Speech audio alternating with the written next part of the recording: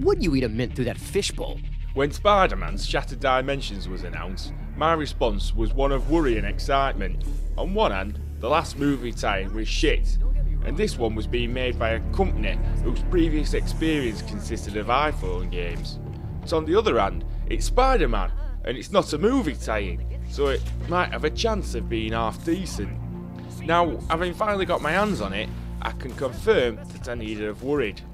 Spider-Man, whilst on the trail of Mysterio, accidentally smashes a magical tablet, not the most intelligent action of a scientist, which shatters across numerous dimensions, meaning different Spider-Men have to track down the shards and bring them back together, or else the universe will be torn apart. Unfortunately, all of Spider-Man's enemies also want the shards, and the power that they possess, meaning that our hero will also have to battle numerous souped-up versions of his most famous foes to achieve his goal.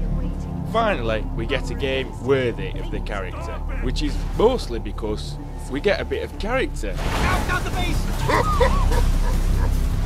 This can be traced to the writer of the game, Dan Slott, who is one of Marvel's writers on Amazing Spider-Man. Obviously, the developers took notice of Paul Dini's work on Arkham Asylum. Actually, I think the developers took a lot of notice of Arkham Asylum, with some of the web-slinging and stealth sections bearing uncanny resemblance. There's also a shade of God of War in there as well. Okay, maybe more of a whole palette. So what I'm saying basically is this game won't win any awards for originality, but what it does do, it does fairly well. The combat is frantic and exciting, with the character's abilities developing quickly throughout the title to enable you to chain massive combos together. The game keeps you aware of challenges that are available to complete that give you more spider essence, enabling you to level up your characters more quickly, adding an extra dimension to the game's levels other than just brawling your way through, and also adds a touch of replay value. Boss fights are varied and interesting, and again, with the God of War influence, some of it may seem familiar, but the addition of Marvel's universe still keeps it interesting. Visually, the game might not stand up to Santa Monica's classic, but it still has some beautiful moments and a lot of variation between the dimensions.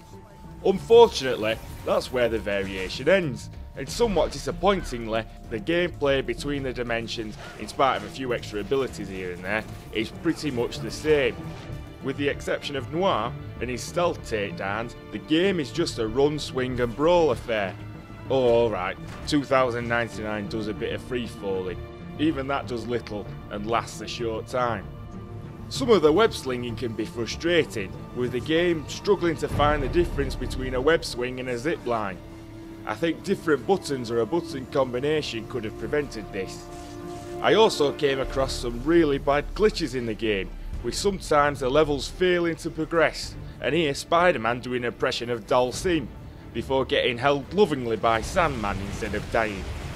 Only quitting out and restarting the level resolved these issues, but luckily the game saves your checkpoints regularly. Hopefully a few updates will eliminate these problems and are perhaps a sign of a fairly green developer. Despite these faults though, I think Beanox deserve a pat on the back.